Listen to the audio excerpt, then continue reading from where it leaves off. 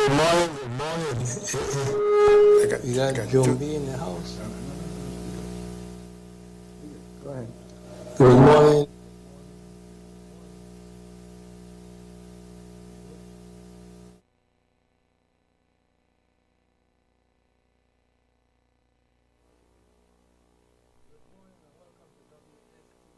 AM 970, your community-minded station.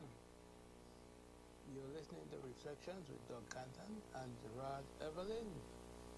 It's another Thursday. Guess what? Somebody get paid today. I don't know who, but I know somebody get paid today. So don't spend it all in one place. You know? Good morning, Jared.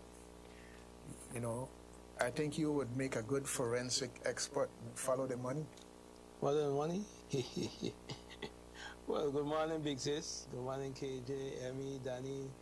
Good morning to my friends up there in New York, Brooklyn, upstate, the Bronx. I mean, hey, I got friends all over Queens. You know, good morning to my friends in North Carolina, South Carolina, Florida, Houston, Texas. Hey, good morning around the entire globe. Good morning, Christiansted, Mid-Island, Fredericksted. I know you guys can hear us now down in the west, so that's a good thing. You don't have to stream it. You could take up your radio and listen to us now. Big things going on. Good morning, St. Thomas, St. John, Water Island. You know, I believe you guys can hear us too over there, over the air. So if you can, give us a shout. The number to call is 340-773-0390 or 340-773-0490. It's another Thursday. You're listening to Reflections, where we talk about what we want to talk about until you call in to change the topic. So, I want to remind the public that, hey, if you or your loved one have a considerable hearing or vision loss, the ICANN Connect program is for you. The ICANN Connect program is a program in which you can get a free iPhone, iPad, or computer to solicit distance communication between you and your loved one. To find out more about the program, you can visit icannconnect.org. That's icannconnect.org. Or you can call 340-692-4267. All right, Joe. Yeah, we kind of like in a little chamber here because we tightening up this sound system here in terms of what we're doing. But other than volume is very low on YouTube. The volume is very low. Okay. Yeah, I turned up the gain, so we should see hopefully a little. Volume is very low on YouTube. So, yeah. I want to say good morning to Julian. Hey, I got to meet you up there to get another free lunch at Tipsy. Good morning, Julian. Julian trucking, trash removal, and water delivery. Hey, give him a call. 340-277-9093 or 277-8510. You know, if you need a trash to remove, you need a water in your system, especially now since you got that drought. Give Julian a call, man. One call does it all. Julian trucking and trash removal and water delivery. Good morning, Julian. Tell him the blind man sent you from WSTX. He can know who it is. Tell him Gerard sent you, man. All right. You still checking the YouTube? Let's see, getting text. There's people texting me, you know. I know, but that's the whole idea. That's the whole idea. Okay? Because I should say good morning, so. I know it would have started off that way, and we're just getting ourselves set up. Good morning to everybody around the world, down under Kazakhstan, wherever you're listening from. Okay, WSTX, your community-minded station, with Doug and Jerry. They're doing our thing here. All right. So, Jerry, the other day I was on the bypass, and I'm going. You got a home. Got a hum? Yeah, on the line.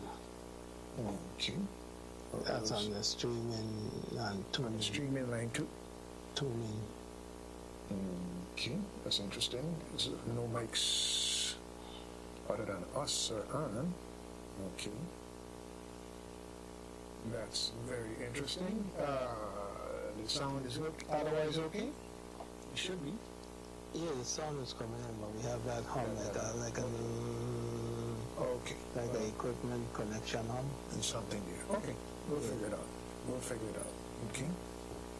We'll figure it out. Okay, okay. Yeah. Yeah, so I'm on the bypass and I'm heading up to heading west, and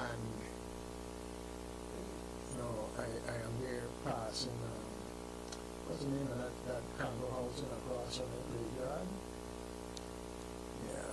Yeah, I know Right. I can't remember The bottom line is I'm driving, and you see the way the folks are coming, it's the traffic has got like a little curve in it.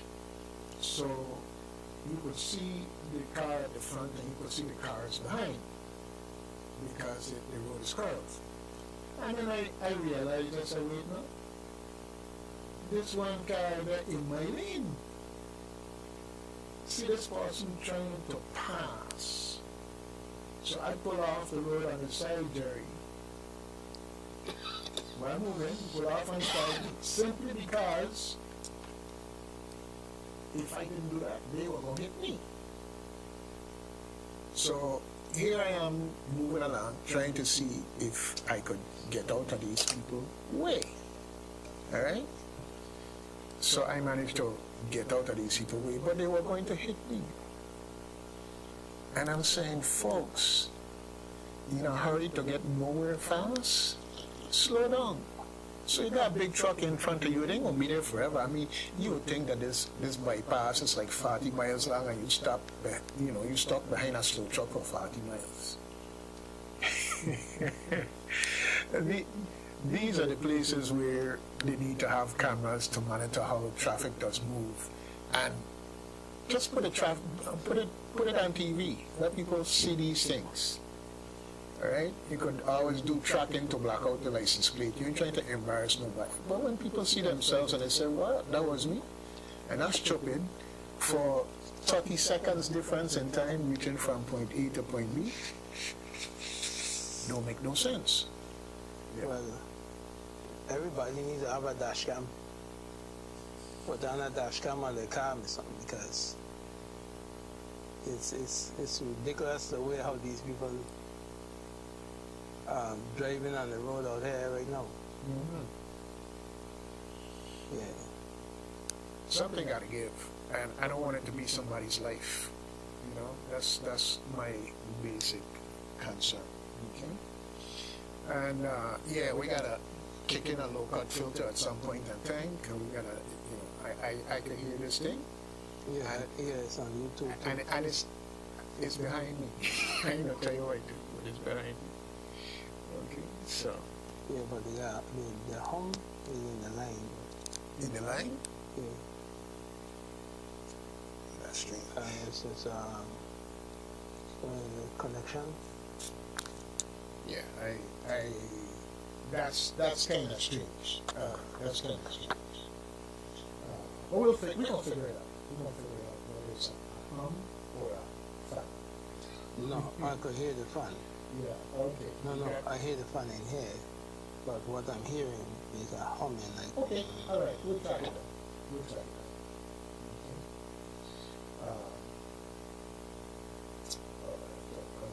One of our brakes. Yeah, it's kind of like when you shake the Right. wire, and it goes away, Mm-hmm. kind of something like that.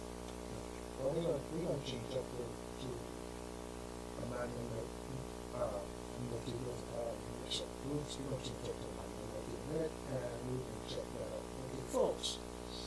Synchro got it going on in all kinds of ways. You have the good, the bad, and the ugly going on here. Hey, we don't want you to look away from the bad and the ugly. In fact, we want you to face it straight on and deal with it, because that's a reality. Like finding somebody to blame is not going to help the situation. And what you need is to look face on and say, this is your community, and if it's happening, how can I make a difference? How can I get involved and make a difference? You know, there's so much that people have just gotten accustomed to.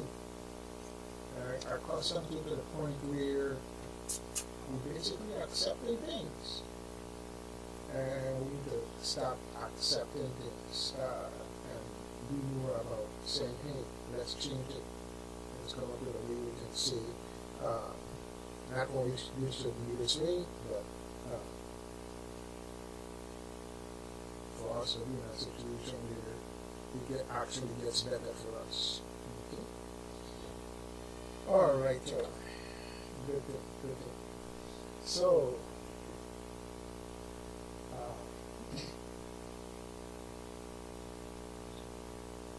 down here on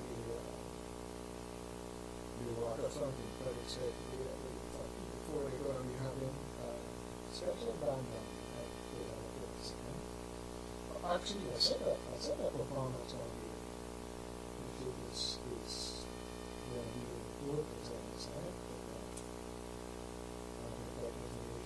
Because when we have entertainment like this, yeah, people coming off of work, it's nice for them to see that. But the fact of the matter is, it's there for everywhere. So, got to let you know so you can check it out and enjoy it also. Okay. So, Jerry, anything interesting going on out there in the world that you know? Interesting, like what?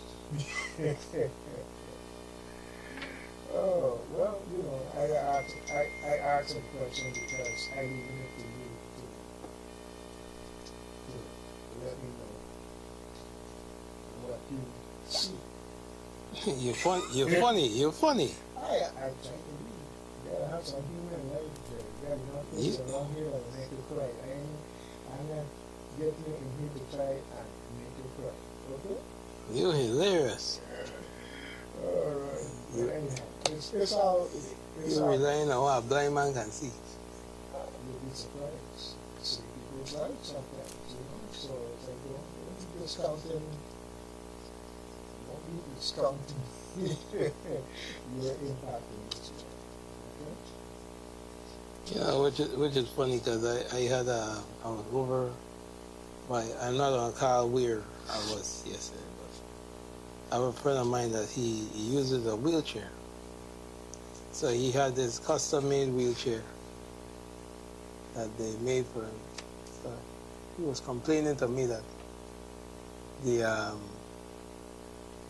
way they make it, he can't put on his backpack. It's a power wheelchair, right? So in the back of it, there's just like a metal bar that comes up, kind of like a U shape, with like a plastic thing attached to it, right? A plastic cover. But then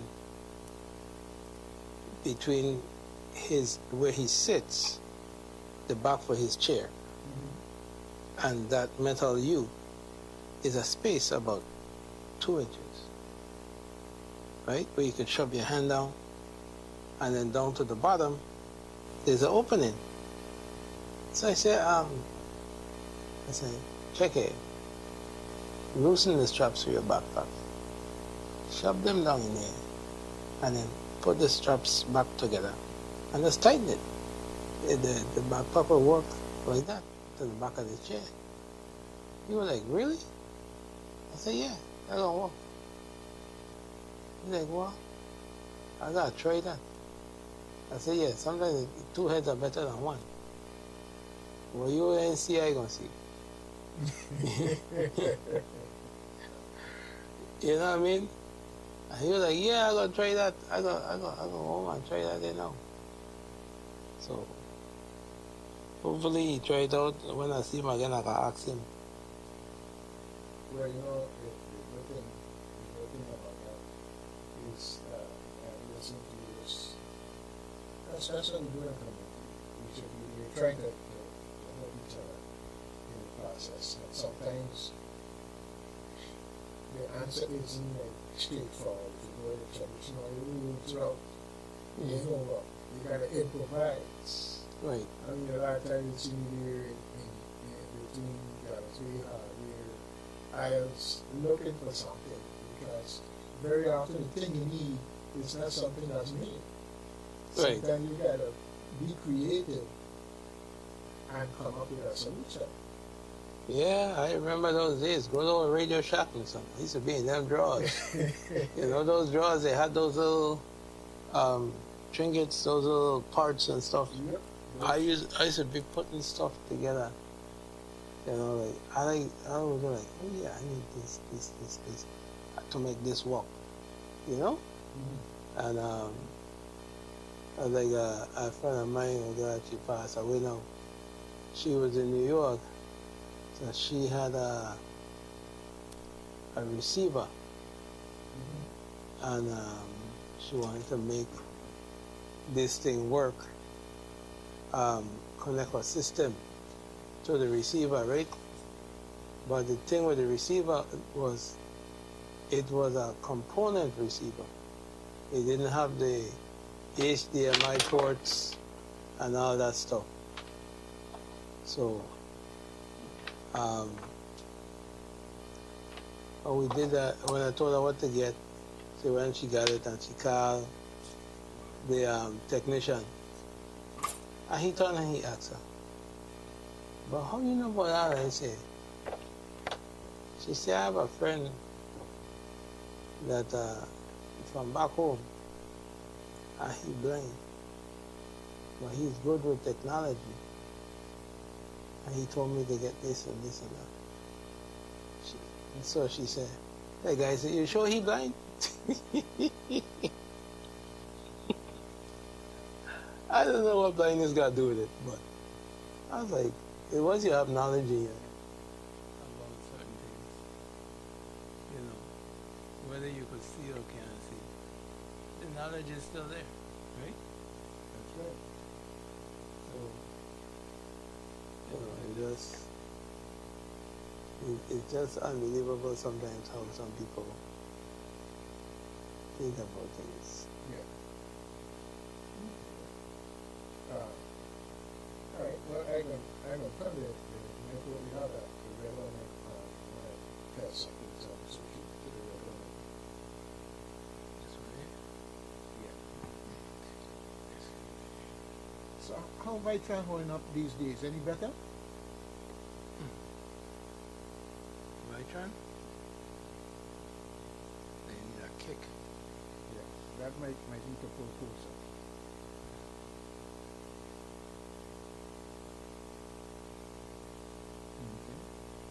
They need a kick. Need a kick? Yeah. What kind of kick? Besides getting buses that don't need it, what kind of kick? They need to hire more drivers. You know, they're gonna tire out. They're gonna tire out these drivers to the point where I don't know myself. And then some of these drivers already, you know, in the late 40s, 50s, and so. So they need to start hiring younger people. You know, like I told the operations manager, you need to let these guys know if you're coming for a job, you're required to pass a drug test. Okay?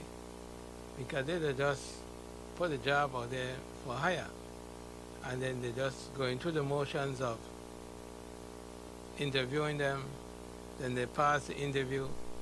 They, when they go for the drug test, they fail the drug test. That makes no sense. Let the individual know ahead of time, listen, drug tests are required. Bottom line. Then they know not to come. Right. Well, She- not only that, one is required, and well, I guess somebody has to pay for it, so you can't really do it up front in that context. But I don't.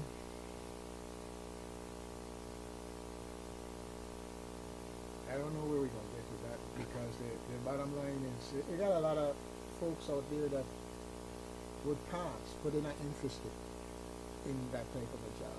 Right. One of the challenges that I've found sometimes in talking with some of our youth and trying to explain to them is okay, if you think you want something and this is what you want, it's okay. But sometimes you have to take what you can get to be able to bootstrap yourself up or maintain yourself in between while you go after what it is that you want. You got a lot of them out there that you're hearing this term ghosting or whatever, and people go interview for a job, get a job, show up for a week and then disappear. Okay? And it's a younger generation type of thing, younger generation type of thing, and we have to figure these things out because as a society, we got to figure out where we're going because you're going to need a labor force. You already don't want immigrants who want to work, but internally you have a problem with your labor force. I think we were talking about that the other day.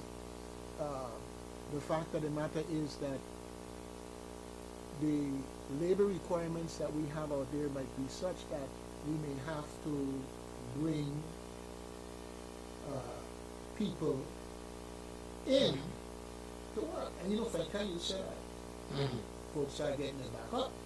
Yeah, they could get it back up all they want but my thing is, one of the problems that we have, I know I'm going to ruffle some feathers by saying this, is, what do you call that? Cannabis. Everybody want to be smoking this thing. Not everybody. Listen, there's a lot of people out there doing this thing. You're saying not everybody. They might have a selected few that ain't doing it. But in my moving around this island, sometimes you go into a restaurant to buy food, or you're walking in some yard or whatever, man or woman pass you, and they have this smell of cannabis on their clothes, and these kind of things. So, and some of these are young people, So, what do you think? Well, the reality is that it is out there like that. Just like bacon or anything else that out there is the trend or whatever the case is. I have a friend of mine have a restaurant, and she had a cook. Every few hours, the cook had to go stand outside to burn a spliff, take a talk. And I used to be like, you allow that? She like, yeah, she a good cook. And I was like, okay. I couldn't believe it. I was like, nah, you shouldn't. I thought you shouldn't allow that nonsense wrong your workplace. Well, it's something we don't have to figure out how to deal with. Because it's real. Yeah. We gotta deal with it. Yeah, but that's part of the biggest problem I see here for these young people in getting certain jobs. Because certain jobs require you to take a drug test, and if they know they can't pass a drug test, they don't go for it. You know. So Well, something got to give. Something got to give because we as a community need to not be in denial about what's going on. And the fact of the matter is, if you have to, even if you bring people into work, there's no guarantee that those people aren't going to be disqualified at some point in time because of the safety issue that is brought in when you talk about drugs, whether we cannabis or any other thing that's Mhm. in imperial judgment. And that's what people need to focus on. It's not about impinging on somebody's right to do what they want to do with their body as much so as it's usually a safety issue. Yeah. It's usually a safety issue. You're not going to hire somebody to drive a school bus if you know that that person is regularly using anything that's going to impair their judgment on the road, because that's a situation where you can't afford to have their judgment be impaired. Exactly. Yeah, I know of a guy. He drive them big truck, and every morning when he get up, he in the back, on the back porch, you know, indulging in this stuff. I don't know if he having it with the coffee, but he indulging in that stuff. Then he going to drive them big truck, and I'm like, but his boss don't give you a piss test. You know, if you have that license called a CDL, you got drug tested, you fail that drug test. You know the federal government, that's a federal license, right? You know you can lose that license, right? Yep. And once you lose that license, you can't get a license again. I didn't know about you can't rehabilitate yourself in that regards, but if that's what the licensing requirement is, that's what it is. And if that's how unforgiving it is, and that's how unforgiving it is. Oh yeah. Cause those trucks, you could actually kill people with them thing. Not actually. Not actually, Jared. You can. Oh Lord, I like how you put that, Jared. You could actually. You can kill people with those things. That's just the reality of it, you know.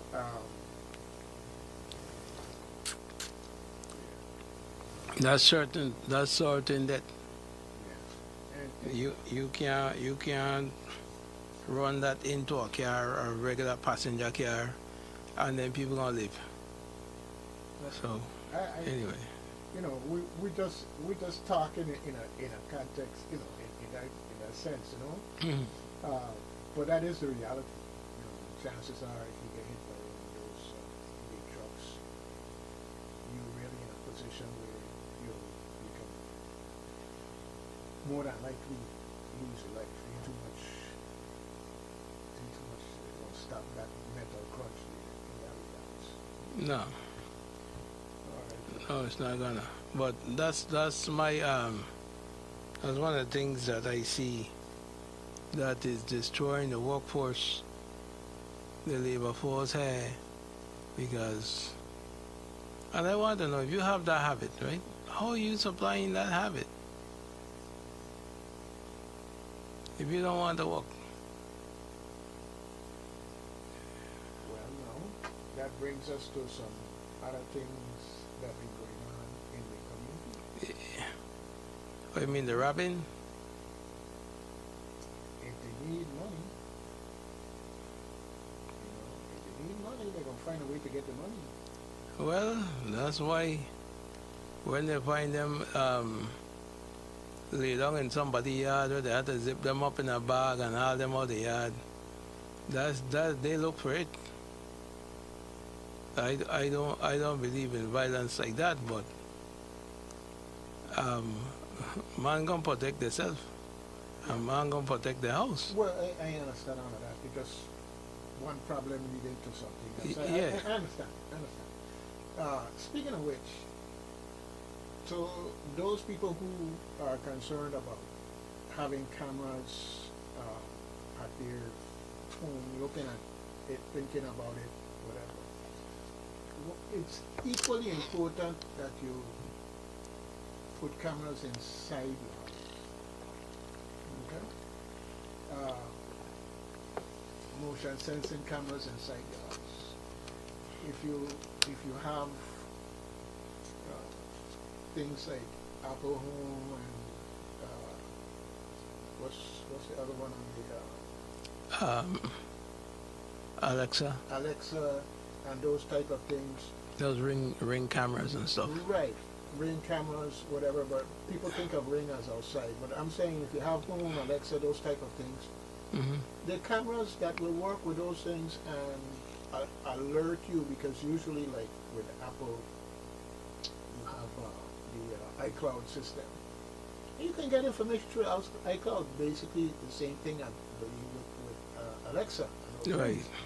So you can get alerts letting you know that something going on in your house. As a minimum, you can get those alerts. Now, let's look at it from the other side, from another side. Okay? All of that, most security systems, to some extent, rely on the internet. Okay? And when the internet go down, you can't monitor what's going on. Right. Okay? Now, I'm saying this because we want to have a vibrant economy. But the internet is integral to having a vibrant economy. And your internet isn't reliable. I mean, it's like a double whammy. First of all, you're paying through the Yangan for Wi-Fi. Okay? And then, now on top of that, my business systems and functionality is dependent on having throughput through the internet. Jared, you ever been in a bank and they couldn't pull up your information? No, that could have, I've been there and seen that. That could have been because they had an internal problem, or it could have been an external problem because if the providers aren't working, you could be the biggest bank in the world. You're blind. And they're not going to take chance with their pennies. They're going to shut it down until you have to come back when the system is up. You go in the store that you're accustomed to use your card, they tell you to go more and more cashless. You walk in the store, oh, we can only take cash because the internet is down. Yeah, I remember a time I had an issue with that. I went to the store and I went to cash out. When I cashing out, the things then decline. I said, but I got money on my card. I put it up on my phone and check again. And so I was like, okay. So I tell them, I said, just put the stuff, leave the stuff on the side there, coming right back. So I actually went to the ATM, used the same card that was declining, get the money, and come back to the store to purchase the stuff. And I was like, this is unbelievable. You know? The card was declining in the store, but not at the terminal at the bank. No, the problem is, again, the internet. Now, folks, as you listen to this, there's some folks here complaining about the internet or Wi-Fi or anything else. This is much deeper than that. Remember now, our economy, our safety, so much is now intertwined with the internet, just like having power. You know, if you got your little cold pot or your gas stove, you're good. All right. When you get up in the morning and you want to have that electric device make your mojo so you could get your day on, and you got no power. What you gonna do? Okay. What the song said, what you gonna do and what will come for you? Anyhow, it's just one of those things that we have to do something different. One of the things that's happening now is that the government is in fact utilizing the internet more and more, also for you to be able to access certain services and pay certain fees and so forth and so on. And one of the challenges that comes with that is that when it is down, to be able to walk into an office and still take care of that business. Well, some of the government offices are trying to totally eliminate you walking in. They're trying to totally make it so that you interface with the office through the internet. I mean, if you need to do something with regards to your corporation and the internet is down, you need to be able to walk in an office and deal with somebody and get assistance. Okay? Now, in that context. And you should build out your systems for that eventuality because it just is going to happen. So, there's another side of it. If you need to pay a bill,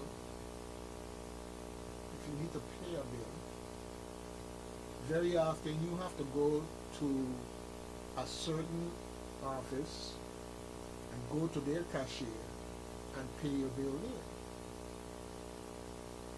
Well, the fact of the matter is there is no reason why it has to be that way other than you just want it to be that way or you haven't gotten to the point of looking into the future and making that change, because a cashier 9 times out of 10,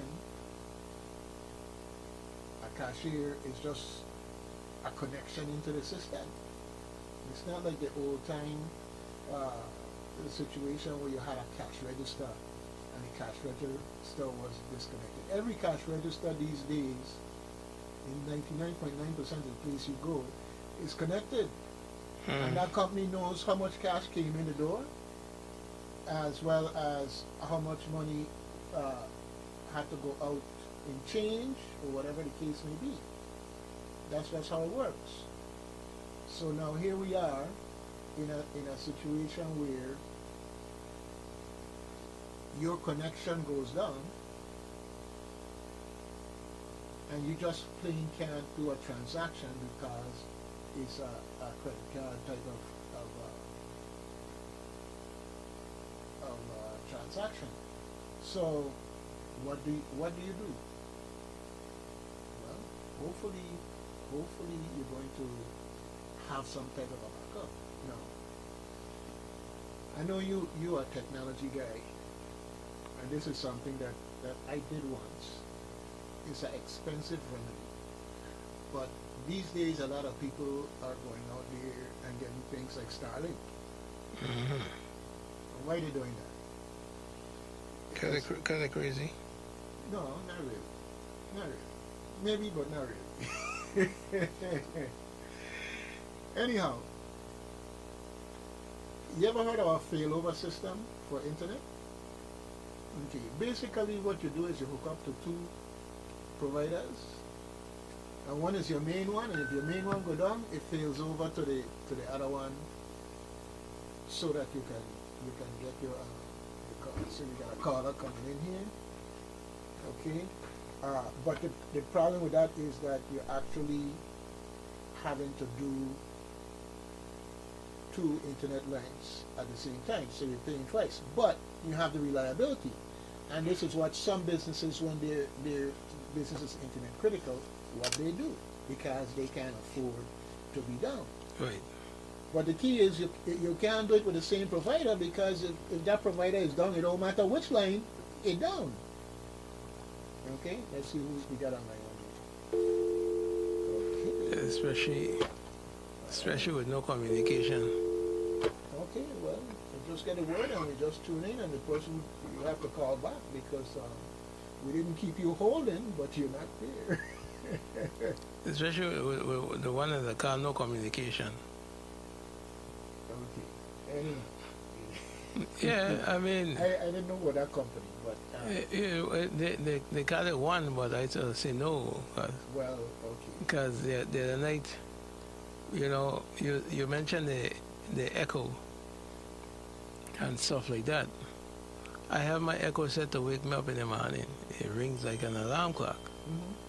And the only problem is, without that internet, it don't work.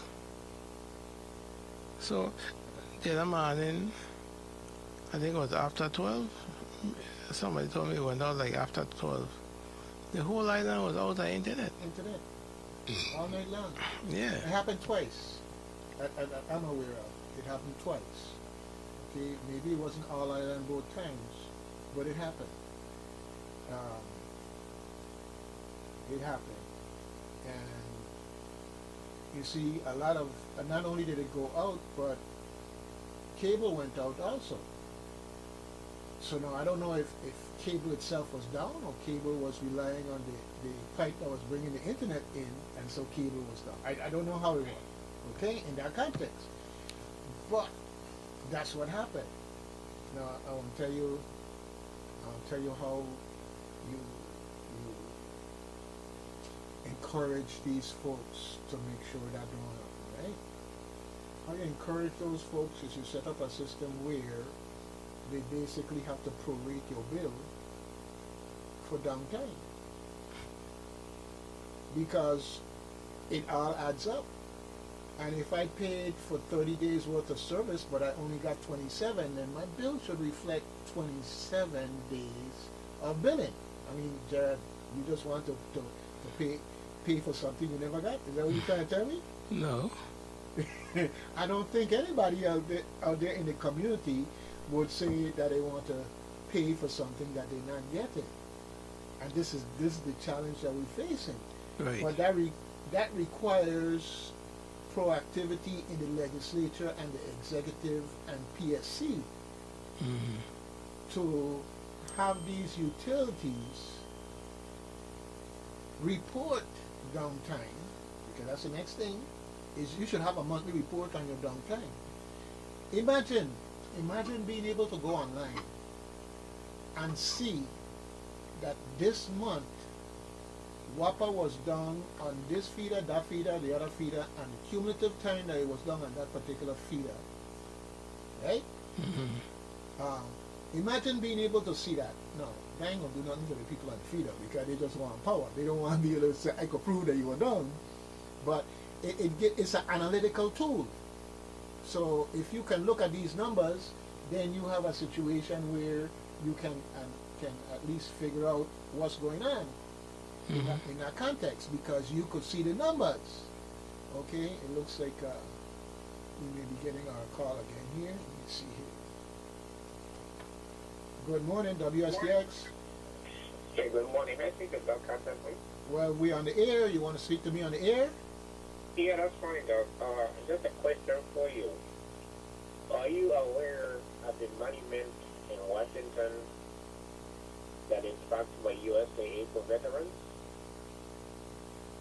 Well, I'm not sure about the one that's sponsored for veterans. I'm not aware of that USAA connection, but I've been to many of the monuments there, which I'll talk about a little more in a minute. But go ahead, bring me up to speed. The reason I'm calling because I've contacted several veterans at this point, and no one heard about it.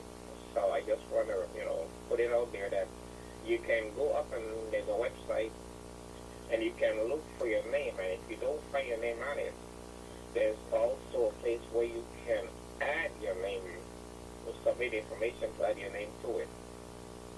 Okay. All So right. I just thought I made that available to any veterans who might be interested. All right. So when you say a website, it's like you go to USAA first, or it's a different name website. It's a different website. I got the information because I had to call them to see if I could find my name on it. Okay. I had to call them and they give me the website, but I don't have the website with me currently. I'm not. Okay. No. That's fine. I'll do some research and find out about that, because that's important information. You know, once upon a time, veterans had more representation in government and other agencies and so forth and so on. And as the military has changed, and as people's aspirations have changed, less and less so. So it's important that they know our numbers, and we know our numbers, and move accordingly. Yeah, definitely. Your listing contains some like 3 million veterans. All right. Well, I gonna look that up. Make sure my name is there also, so they know that I'm one of them that they should be talking to when they want to or one of those people that they should be wary of when they want to do some of the craziness that's going on out there. But I will look into that. You said it's sponsored by USAA. Yeah. Okay, good thing. It has to do, basically, it was for the celebration of the 250 year anniversary of the United States. Okay, I gonna look that up. I remember USAA. I'm gonna look that up and see what's involved. Okay. Okay, thanks, Doc. All right, good thing. All right, have a good day. Yeah, that kind of put a spin on where we were, but the bottom line is that if we as consumers are going to be protected, we're going to need a system that's designed to protect us. And these folks who collecting your bill every month, regardless of whether they gave the service, I think that we need to look at that, because if you're not getting the service, you should not be billed for the service in that context. Right. Because there's nothing fair about that. You know, the gentleman called about the website related to veterans. Mm-hmm. While I was in Massachusetts, I went to a park. And I'm going to go back to that park again, and I'm going to do a tour of that park, and I'm going to record it, God willing.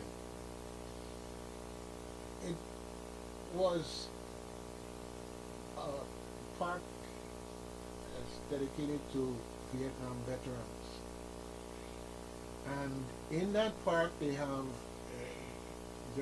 these monuments that have inscribed in them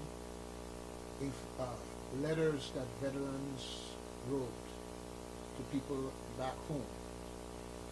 And a lot of those letters were written, and those veterans never made it back home. Okay? Jared, I'm going to take you with me so you could read them too.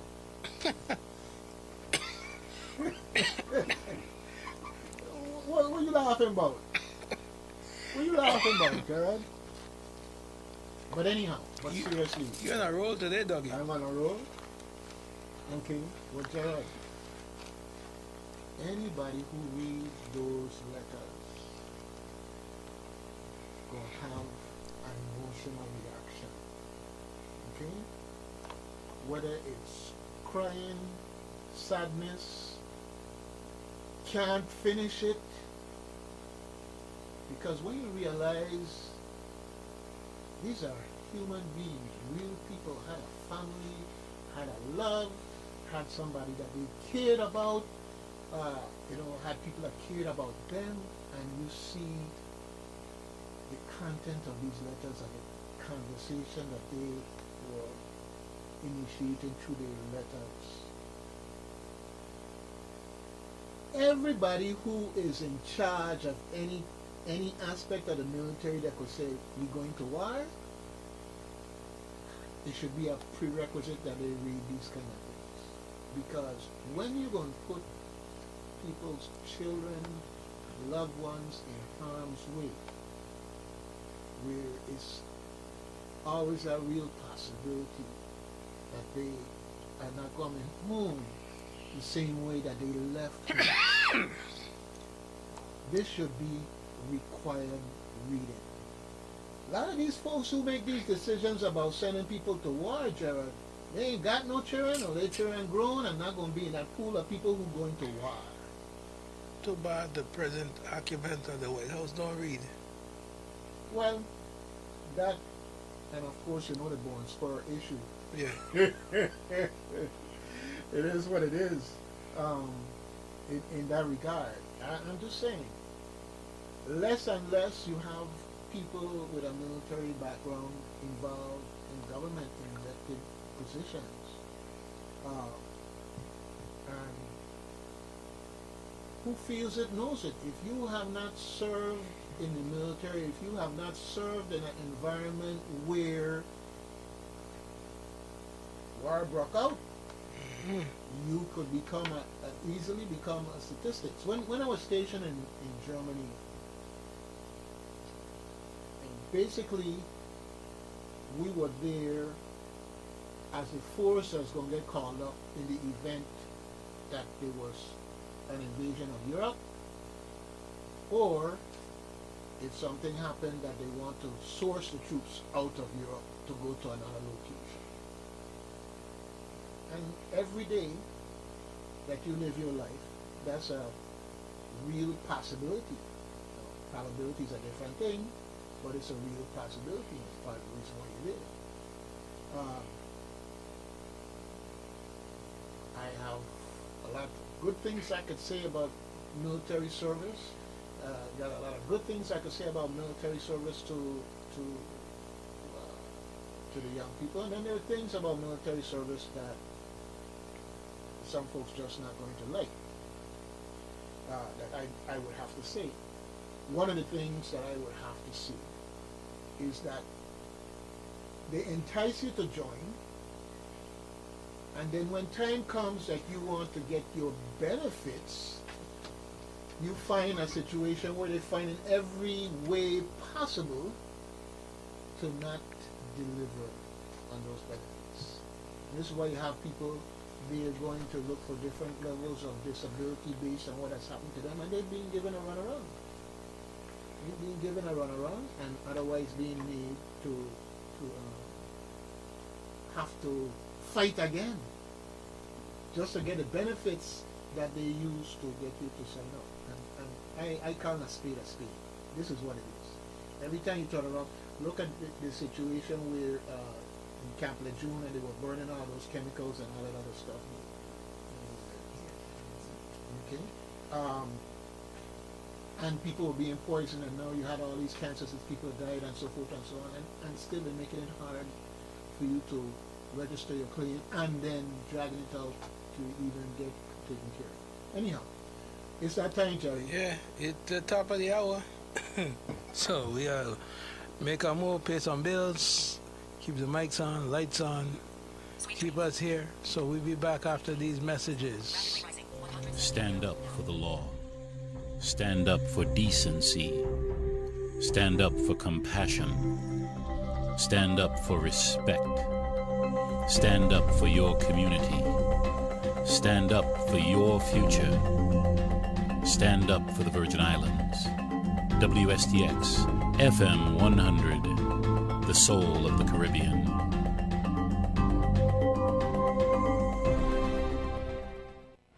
AM 970, WSTX, Christiansted, Frederickstead, and the Virgin Islands. Take me home, designated driver. Yes, I need you, designated driver.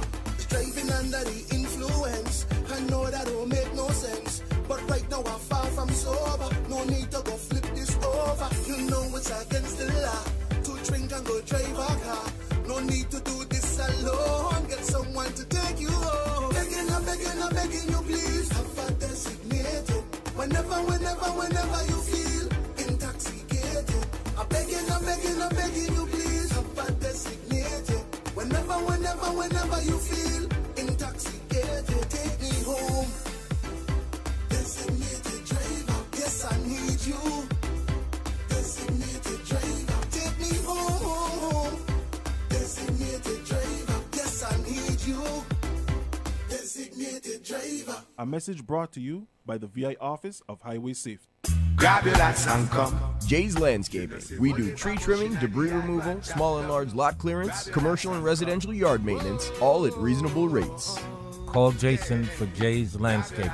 473-8586. Estimates available.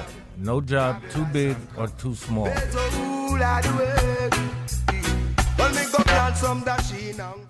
HH Tire and Battery. HH Tire and Battery.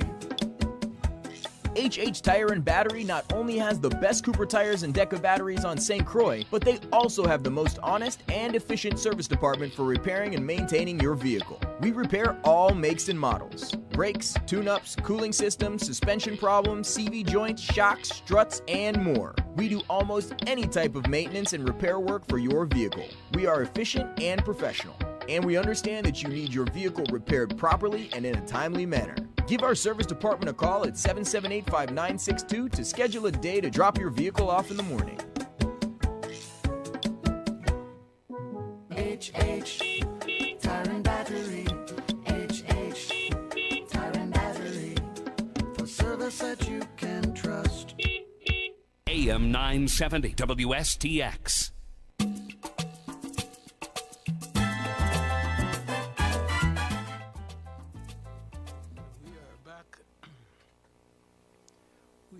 We're back. We have to take that brief intermission there to, honor our sponsors to the station. Gotta pay them bills. You gotta pay them bills, So we're back. So in our last hour of reflections. Today, interesting day,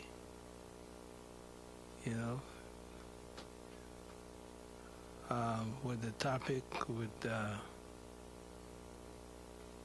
Doug gonna put name on that memorial. You put mine on there too, Doug? If you're a veteran, definitely you'll make sure that you are in a position to be recognized as such.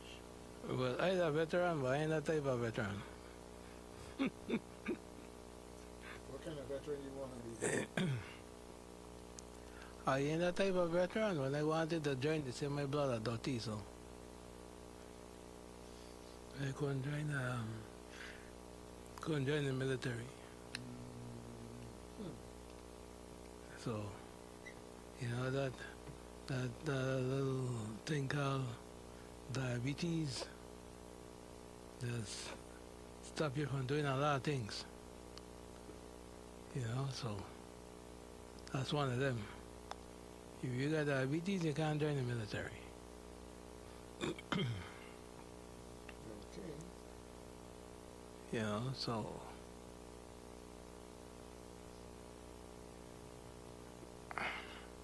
that's one of the things. Your home back? Yeah, the home is back. Okay. Yeah, it's a connection between the unit you got over there and the system. Yeah. Yeah. So, anywho, it's another Thursday. Yeah. I like to take some time, especially when we have time on the show, to enlighten people about different things, different technologies, and stuff like that. Today I want to enlighten you a little bit about this thing that I hear me mention, or you may have heard mention, called voiceover. Anybody remember me mentioning voiceover, or in a room or any setting that you heard somebody mention voiceover? Okay, voiceover is the accessibility on the iPhone that gives you audio feedback. And when I say audio feedback, when you touch anything on the screen, it tells you what app it is, tells you the time of day, tells you anything, anywhere you, as you navigate in the screen, the talkback will tell you where your finger, whatever position your finger is on. So with that voiceover, my phone went off.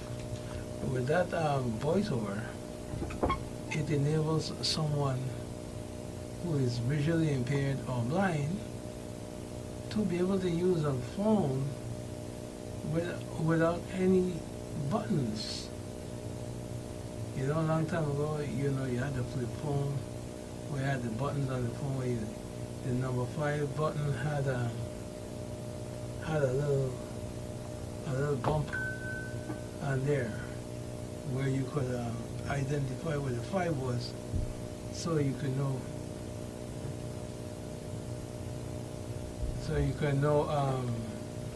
Somebody trying to reach you hard, but that's my desk phone at the job. Oh my goodness, they got you connected like that? Yeah. Okay, all right. It's True Teams. You know, my job phone is Mm-hmm. connected through Teams. Yeah. Okay. But go ahead with what you were saying. So anyway, you know, when you see someone who is visually impaired and they're using a cell phone, whether it is an iPhone or Android phone, you know, and they have a Bluetooth in the ear, they're listening, you know, those earpieces in the ear, they're listening to whatever the phone is telling them. That's why you might see them double tapping and swiping and all that stuff. They're listening to the phone. I know some people might see me, you know, who's watching on camera right now on YouTube or Facebook sometimes. I might have my phone up and I'm on my phone, and you think that I could see the phone. I can't see a damn thing on the phone, but the phone's talking to me. So that's how I'm able to navigate, you know, because but these people are really ridiculous. So they You can't see. all right. Oh, hi. You. Hmm? Work hard. Amen. Good thing. All right. Good thing. So, you know, that's the way we blind people do the work their cell phones. Yeah. And some people might have it have the voice that you hear on the phone might be turned up pretty fast, Mm-hmm. right? That's a blind person's way of telling you mind your business. Okay. There's some people that they don't use an earpiece, so the speed for the voice might be at 75, even 80%. So you might hear, and you're like, what is that? It's not for you to understand. Oh, that's what it is. Yes, That's what it is. Okay, now I know what it is. That's a blind person saying, you know what, you're listening, but mind your business. You know. But yeah, so people go like, you gonna understand what I said? I'm like, yeah. You know, I met a blind woman. She was here to do a workshop a few years ago, and she had her speaking rate at 100. Mm-hmm. And all over here was, I'm like, okay, I could do 75, I could do 80. But 100? Nah, it wasn't working. You know, I'm like, nah, that's too fast.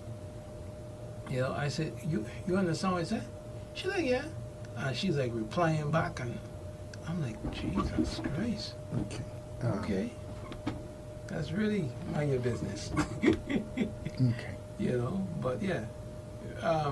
Blind people have their ways that they will do on their cell phones to have a specific amount of privacy when they're in public, especially if you see my screen is black. It's a screen curtain, right, that comes on when you use VoiceOver. I can't see the screen, so I don't need to see, or I don't need to have the screen lit up, right? So that screen curtain is if I get a text, somebody send me a text and it's a personal text, whether it's somebody giving me a love note or whatever it is on my phone, I can read my text, you know, in private, and nobody peeping in on my phone. I gonna have to start using this technology and start blacking out my phone, because folks, one of the things that happen, right, and throws a lot of people off, is they see somebody with a phone and like they talking to the phone or whatever and doing stuff on the phone, but the person that's looking on and seeing, all they're seeing is a black screen. So to them it's like, okay, this gotta be some kind of game. Okay, we need to check this boy out, bring Bronco out of retirement or something. You know, I've been in places where they'd be like, wait, but the phone ain't on. I'm like, yes, the phone is on. Mm-hmm. Yeah, but the screen black. I said, yes, the screen black. I don't need the screen, but the phone is on. I'm hearing what's going on. And they'd be like, but. I said, yeah. Then I gotta stop what I'm doing, and then turn off the screen curtain. Let them see my screen, my phone is on and working. Or sometimes what I do is I just take out my earpiece so they could hear the phone talking, so they could understand what's going on. Yeah, they could understand what's going on. Okay, well, you know, like you say, teen their business. So it ain't their business. So you're doing the right thing, okay? So I know somebody give you a joke there on your phone, but anyhow, it ain't their business. But you know, somebody, as Blackness to say, somebody watching. Somebody wants to know if the general hit you in your hand with a broomstick. With what? They say a brace on your hand. Oh yeah. So they want to know what happened to the dog hand. What happened to me? If you're fighting with the general and she hit you in your hand. No, my mother thought I had raised my hand the wrong way and bust me a lick, and I've been, you know, I've been on the mend ever since. But mommy, I didn't mean it that way. I wasn't going to do that. Too late. Don't catch the lick. They say, wait, what happened to the dog hand? I just noticed you wearing a brace. And you were fighting with your madam. My son, you know, and it's like, it's I tell you,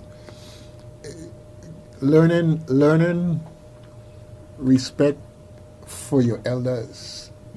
You know, it's like I think back on Richard Pryor when he talked about his son. He said, "Oh, so you want to be a man now, okay?" And he grabbed him by the throat or whatever. Like, "No, I'm your son. Don't kill me, please." You take the bass out your voice real quick. Yeah. Anyhow, no, I didn't accidentally bump into a door or anything like that. All right?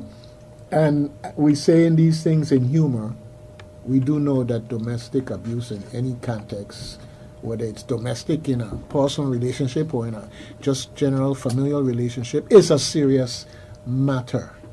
Okay, but I'm being quite honest that no,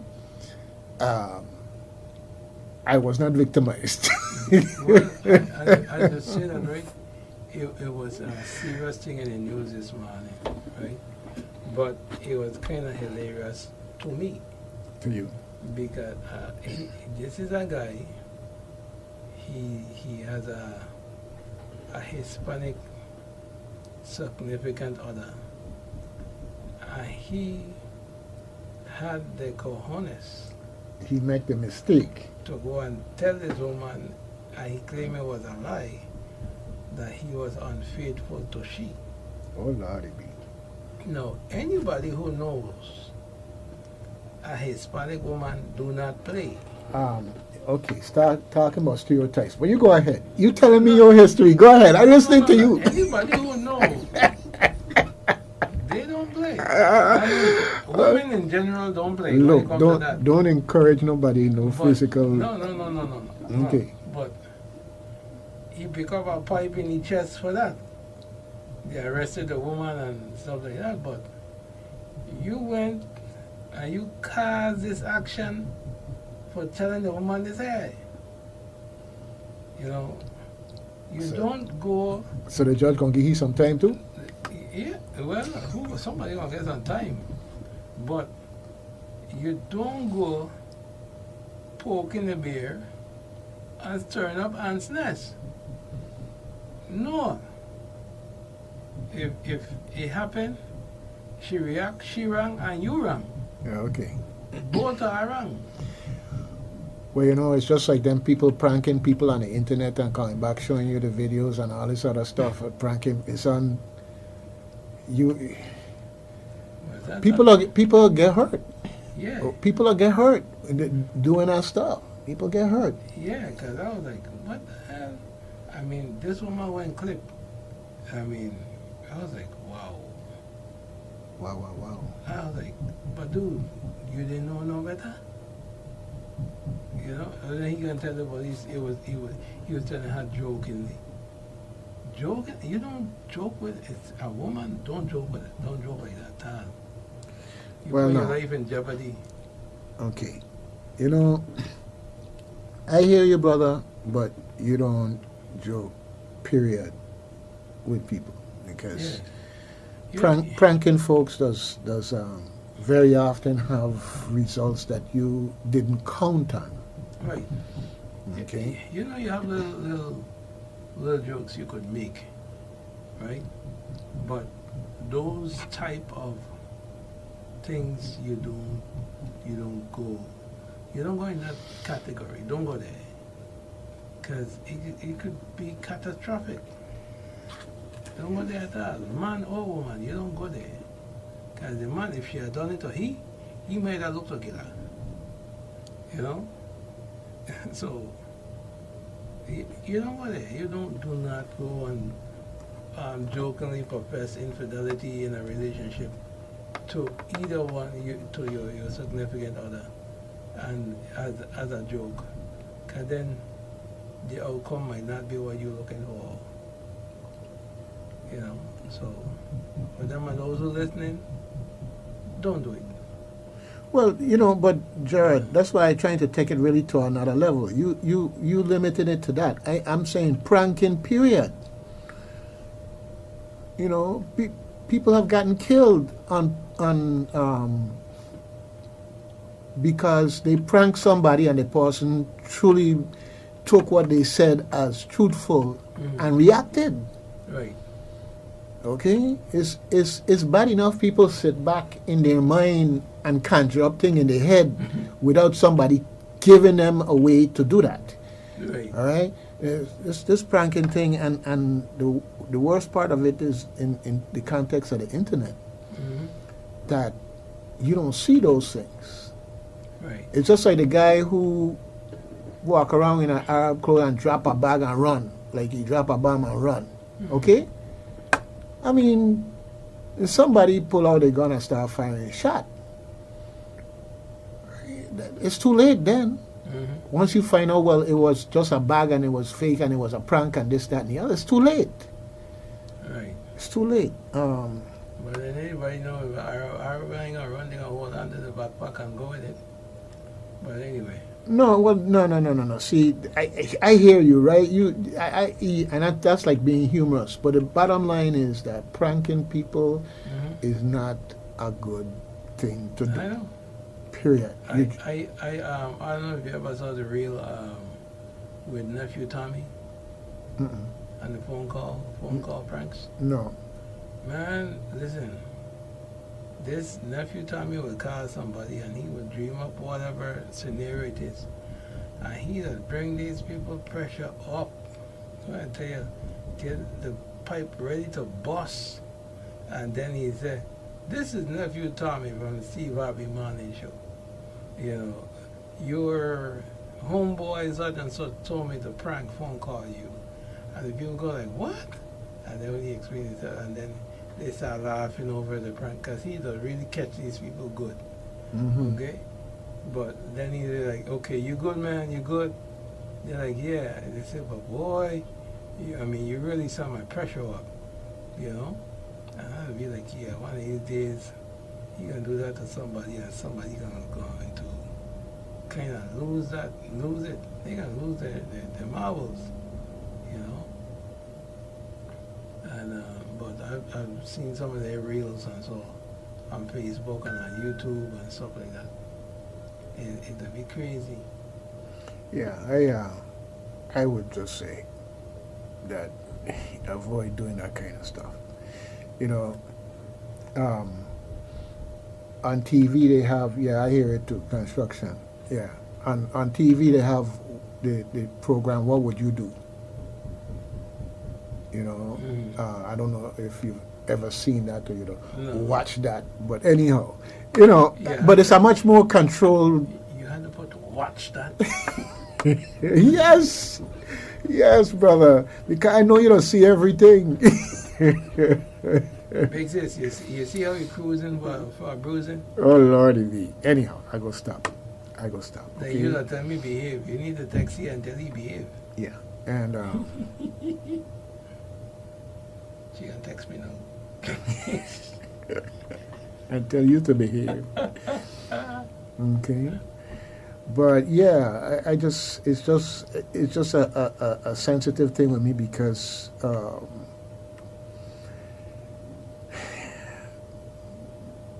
people can do all kinds of craziness that we can't even begin to understand when somebody, because of whatever grief or tension or whatever is brought out by just the fact that somebody hears something and they interpret it a certain way and they act on it a certain way. Yeah. Okay. Yeah. Anyhow, I've been looking for something here, and it's eluding me left, right, and center. But yeah, just every time you see me come looking one way, it go hiding the other way. So Wow. That's what money to do. Yeah, sometimes. Okay. Sometimes like, and yesterday I did like a brief demonstration to some seniors. Tell me about it. You know, I'm talking about assistive technology, especially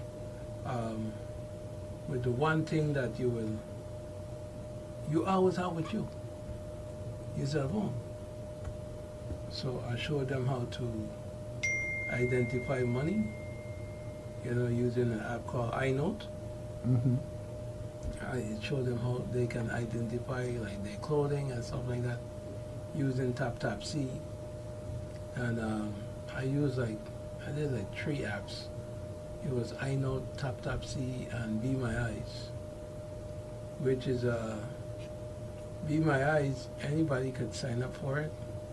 You could sign up for it to be a volunteer, or to be a user, Be My Eyes is an app that a blind person can use to assist them to probably find clothes or set up their clothes in the closet, find spices and seasoning and stuff in the pantry when they're cooking, and stuff like that. But Be My Eyes also have a AI camera built in Be My Eyes as well, called Be My AI. So when you take a picture of with Be My AI, it gives you oh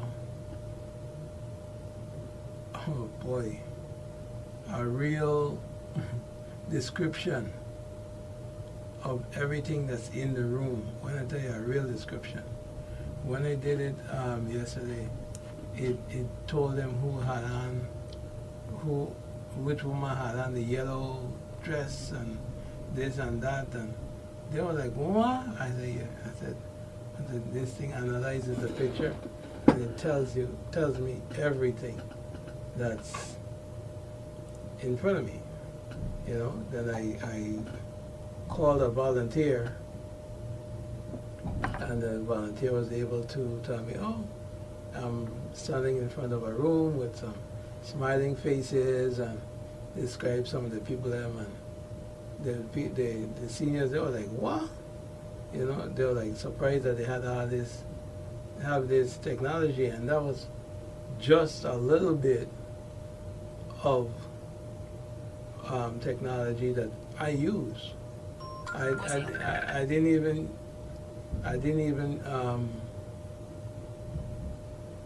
break out everything, because otherwise I'd have been there for much longer than they needed to be. Right. Well, you know what I would recommend, me and my fast self, is I think that what you're showing them is very, very important, very, very eye-opening, especially generationally, for them to bring the idea of AI into some perspective of their lives, that all of a sudden, boom, okay, this is what this thing can do in that context. And maybe a 2-part, 3-part series, because I know after they see the first one, they're coming back to see something again. I just saw something happen here with series. I have to watch this girl, because sometimes she knows you better, and sometimes she'll go talking thing, and it's like, first of all, mind your business. I ain't talking to you. This same technology we talking about. She knows you bad. Yeah. One thing I like about the Be My Eyes is if you have the Meta Wayfarer smart glasses. If you're using one of those, all you gotta do is say, "Hey Meta, call a volunteer," and once it calls a volunteer, right, and the volunteer can see everything that you point your head at in front of you. Okay. So if you're in the store and you're trying to find something, or you're not sure about an exit or a doorway or something like that. We got somebody here on line one. You want me to check them out? Yeah, we can. Okay, good thing. This. Good morning, WSTX. Hello? Yes, morning, WSTX, you're on the air. Good morning, yes. I am a big opponent for technology. Left St. Croix to do a degree in computer engineering. Got into it the year before I left in computer science programming, and decided to do computer engineering. And I made a switch my third year to well, not really made a switch, but stayed in physics. It was a program similar to the 3-2 that the UVI has here, but it was a 3-3. You did 3 years in the physics department, at my university. Then you went across town after that and did 3 years in a graduate engineering program. And you would come out with a bachelor's in applied physics and a master's in whatever engineering you chose. But then my third year in physics, I hit atomic and optics, and I was like, this is my thing. This is what I like even more than computer engineering. But I've gotten a lot of people into STEMs, and in fact, one of my former UBI students ended up becoming the Department of Defense Director of AI and Automation. And I've gotten a lot of people into it. And that's just saying that at the same time, I have concerns about AI. I don't think we should have it where there is not a human part to it. That it does a lot of stuff, but then it has, at some point in time, a human makes the decision to continue. I think we are going to run into a lot of trouble if we don't set things up like that. Okay. And in fact, already just, I think last week, they had a situation where AI was hacking a system on its own. Okay. And so these are things I think we're gonna run into if we don't have it set up where at some point in time, yes, a lot of stuff could be automated, and at some point in time it needs to stop and wait for a human to look at over what it's doing, and then decide to proceed. Okay. Well, so we're going to have problems. Pardon? Yeah. No, I share your concern. There's a video on YouTube called Slaughterbots. You know, the word slaughter and BOTS. Okay. Right. I'd like you to take a look at that. You just do a search and look at that. Okay. Okay. Because AI, first of all, it's a misnomer. It's not intelligence. It's not intelligence. You train a machine how to guess what it thinks is the right action. That's not intelligence. Because the discretion that human beings have, it doesn't have. And in one of the areas that AI, is really dangerous is when it has to decide between life and death, who should live and who should die. Right. In that context. But the other thing about AI that has me concerned is that AI, to me, is nothing more than a glorified computer in the context that if the computers that we have, the most complex computers that we have are at a rate of 1,000, AI is taking it up to 1 million. So you have this increased computing capability in that context. But AI is totally dependent on data. How to process data, which means that research becomes very critical because data is not something that's static. Data is something that is developed by doing research. And every which way I turn, this administration in particular is dismantling the mechanisms and facilities for doing research. Well, if you look at it, how Trump has been behaving, Trump thinks he knows more than the researchers who are researching things. Mm-hmm. Look at what he did with Noah and that hurricane. What was that? Guessing the pathway. Yep. You have researchers that have been decades, and many researchers decades into this. They come up with their hurricane prediction, and he who does nothing with it draws on it as to what he thinks is going to happen. And you see this with many things. It's not just a one-off thing. He does this, the same thing with COVID. He took the same approach. The same thing he's doing with the war in Iran. he's taking the same approach, and apparently that they're saying that we're running out of missiles to attack, and also that's why he stopped the strikes, because the U.S. is running out of missiles, and Iran knows this. Yeah. And that's why Iran is not backing down, because they know that we cannot keep up the pace that we have been doing. Right. And they have a whole lot more drones than we have missiles to defend against them. Right. Yeah. And yes, you're right that one individual has basically taken their quote-unquote judgment and superimpose it over the people who have the actual expertise. The experience. Yes. And knowledge. And the expertise, yeah, exactly. That's part of it. But beyond that, we're proposing building these big processing plants basically for data. Yeah. But we're making it so that we have a stagnant pool of information for data. And this is where you look at places like China and what they're doing. They're not artificially handicapping themselves. Whether it comes to renewable energy or whatever, the bottom line is the United States in many ways is artificially dismantling things that they're going to need. And it's just like when we needed masks during COVID, here we were looking to China to produce the masks that we needed.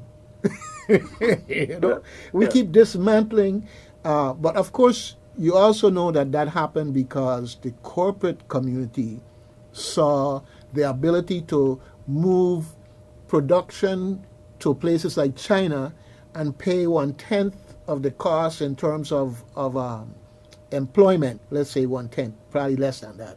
Like unions are illegal in China. You can't have a union, and so yes, prices, cost for labor is going to be a whole lot less, right, than in the U.S. Right. So, but systematically, what we're doing is cutting back, dismantling our own production here in the United States, and now they're talking about bringing it back, and I'm saying like, oh really? We're talking about dismantling and COVID. That's another example. So when they had Ebola in Africa during Obama's administration, and there was a concern that it would spread to the U.S., but it didn't. There was like 1 or 2 cases. But Obama then became aware of the possibilities of a pandemic. So he opened up a pandemic office in the White House to be on the lookout for possible pandemics occurring so that they could get the head start. Like, for example, if they're going to need masks, start manufacturing them, start getting the capacity to do it. So he was trying to have the White House be on the lookout so that they could see things coming. When Trump came to office, he dismantled that office. He took it. So when the COVID came, it was a big surprise. And if he had kept the office that Obama did, it wouldn't have been a big surprise. We would have been better. We would have had a chance to have seen it coming and to do stuff like what you say, preparing, start making masks. But we were caught dead flat-footed. Right. Are you aware of the issue with the screwworm flies and the beef livestock? Repeat that again. I didn't catch that. The screwworm. Basically, when we had Doge, Doge was one of the major tools for dismantling a lot of stuff. And apparently, when they were I didn't hear what you said. You right. said something and something, but I didn't catch it. Okay, Doge, the screw flies. Screw flies. Okay. Yes. Okay. Basically, this is what happened, right? The folks for Doge went in there and they saw where they were studying the mating habits of these flies, these screw flies. And they're saying, what kind of woke stuff is this? We don't need this, and they slash it out, right? Okay? It turns out that what these screw flies that migrate from mid-South America on up toward the United States, they infect livestock and degrade the livestock and in the process, less livestock and higher prices. So they came up with this system where they irradiated the flies and dropped these irradiated flies all through the South America and basically mitigated the migration of these flies to come and affect the U.S. livestock. So they wiped that whole thing out now, and what we have now, a screw fly problem that's causing problems for our livestock and driving up the price of beef. All because they didn't take time to understand what it was. They just, like Trump, say, oh, this doesn't make any sense, do away with it. That doesn't make any sense, do away with it.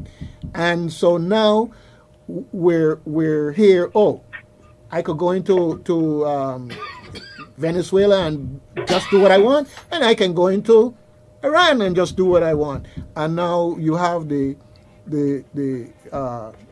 Strait of Hormuz that was open all this time, now being put into a position where it's not. And so this dismantling and otherwise looking at things through his eyes. About all these things, because there are people who've been studying Iran, forever. Yep. But he just doesn't listen to people who know more, and he knows this. He knows that they know more about it than he does because they've been studying it for decades. Yeah. And he just started thinking about it 2 weeks ago. Yeah. Well, it's his personality flaw. But anyhow, so much for that. Yeah. All right. Well, I agree with you. AI needs human oversight. The artificial intelligence is a misnomer. And there's been a lot of people in the industry, they wrote a letter to Trump, including the guy Steve Wozniak, who was one of the founders of Apple, and a whole bunch of the guy who started the internet, a whole bunch of experts, and warning them that they need to slow down. They're not against AI, but they're saying it's just happening too fast, and there are potential problems that we're overlooking, and that it needs to be, things need to be considered and planned for. Yep. Okay. Well, do look up that video I told you called Slaughterbots. Right, I will. In a way, it's kind of frightening because once you watch it and you see, and you have people out there who really are working on this stuff that we don't even know about. So yeah. Okay.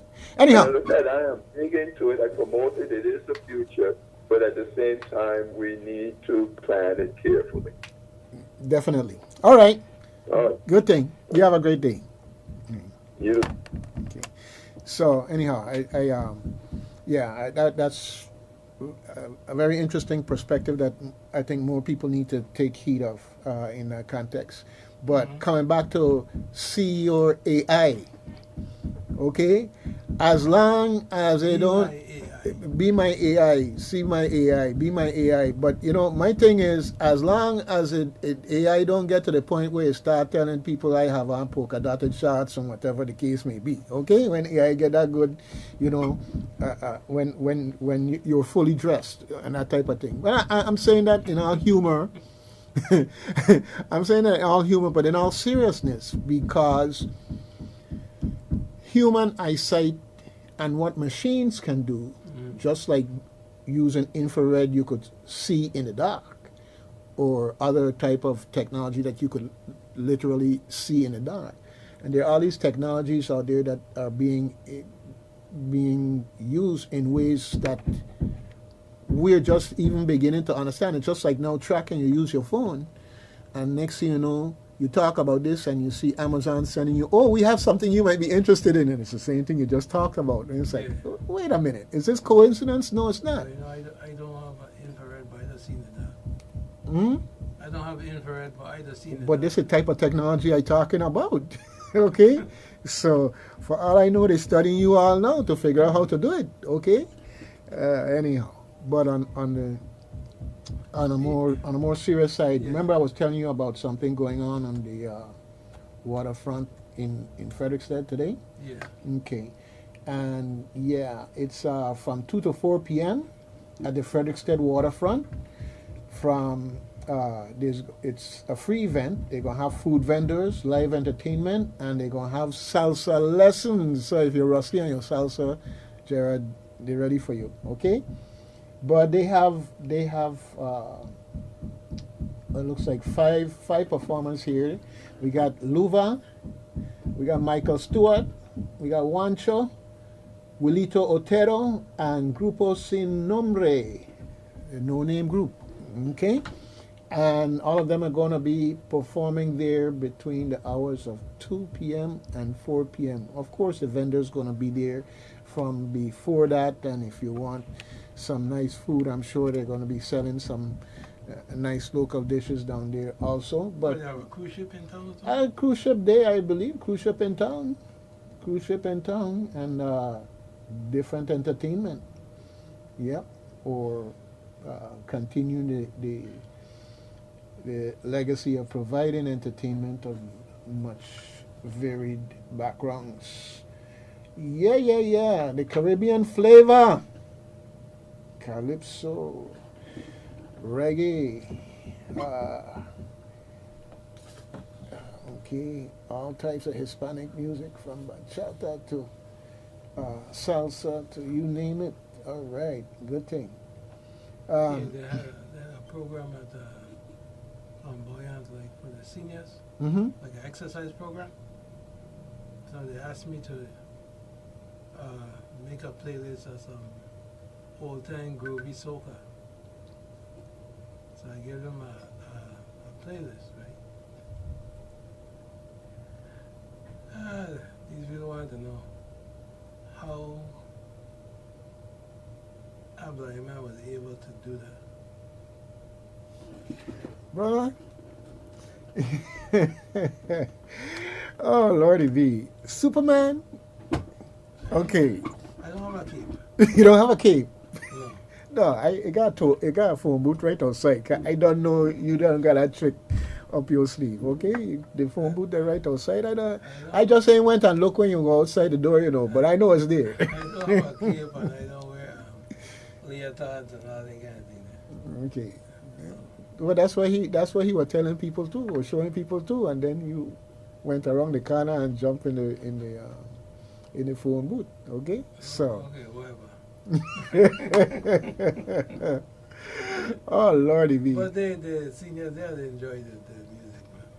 Yeah, well, I had the occasion to go into H&H yesterday, and they were playing some nice old school music in there, and I said old school music is music is music. It's good whether it's rap, whatever. If it's like I still out here fighting the power. Before it was that type of music was hijacked into some of these other areas and use language usage that I wouldn't really care for, and that's the thing is music really is agnostic. It's like the devil's workshop. You don't make time for your children, the devil workshop always open. Okay? You got to get involved. The devil workshop always open. I always have candy and ice cream and everything else that does attract children and adults. Yeah, okay? Yeah, I was there, Miss I was there. Yeah. And like you say, ice cream, right? My mom, we have a ritual and everything else. She got to watch her blood sugar and everything else, right? But she loved her ice cream, okay? And, it's something when I go out with her and we get some ice cream, how gentle and tender she is with that spoon, just taking it and then she said, oh, this ice cream is good. So I said, Mom, tell me, have you ever had ice cream that wasn't good?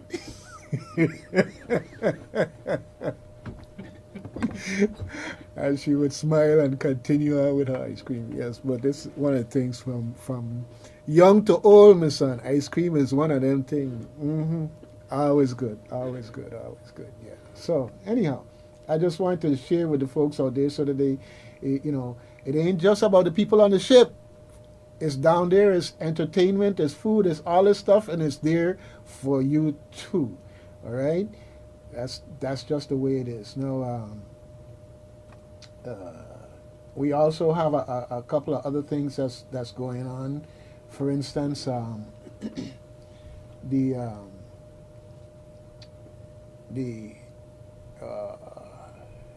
what it was now, the Innovative Housing Construction Summit that's coming up. It's going to be on St. Thomas on the 13th at the UVI Innovation Center, and it's going to be on St. Croix on the 15th at the UVI Great Hall Room. Now, in both cases, it's from 8 to 5. Now, they're going to show and discuss alternative construction methods, some alternative construction methods, and I think it's so interesting to learn from these things how we can change how we build. That doesn't in any way degrade the ability of our houses to deal with hurricanes, earthquakes, whatever the case may be. In fact, in some ways, it definitely has its advantages, but cuts down on the cost of producing that house. Now, the one thing that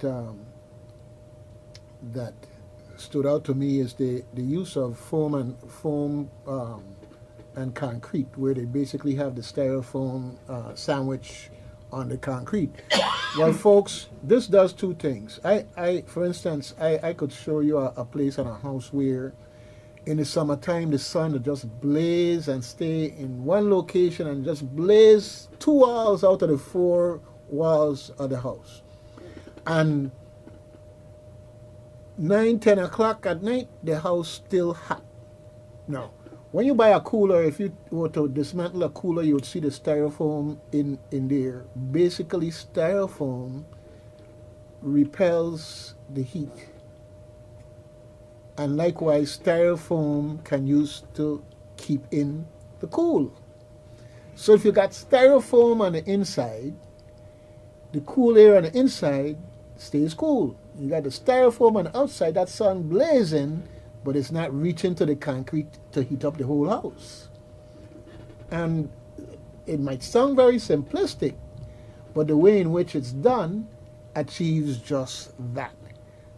And if you're going to be building a house, you need to know about these kind of things, because it's nice to have air conditioning, but it's nice to have your air conditioner have to work a lot less or be used a lot less often, simply because your house is well insulated from this sun, this wonderful sun that we have, making the Caribbean the unique place it is, more days of the year than most other places.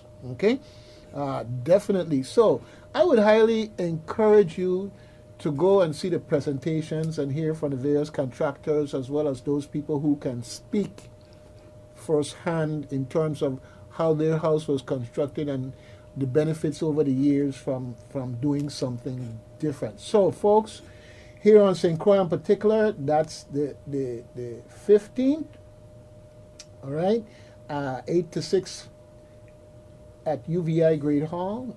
Definitely you want to check it out. Now, the person who has been honchoing this and getting the support of colleagues and everything else in the legislature is none other than Senator Marvin Blyden.